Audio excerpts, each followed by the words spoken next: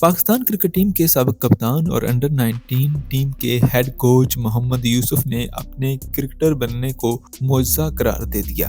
نجی T V channel سے گفتگو کرتے ہوئے انہوں نے بطور انٹرنیشنل کرکٹر اپنے کیریئر کے حوالے سے بات کی۔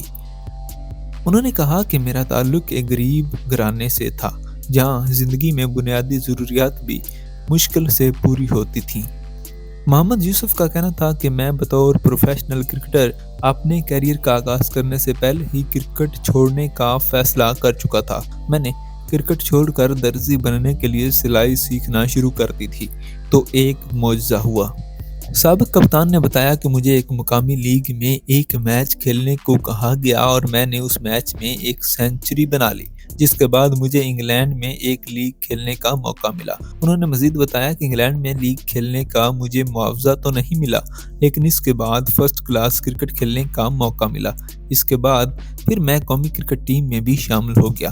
خیال رہے کہ محمد یوسف اس وقت پاکستان انڈر 19 کرکٹ ٹیم کے ہیڈ کوچ کے فرائض سر انجام دے رہے ہیں۔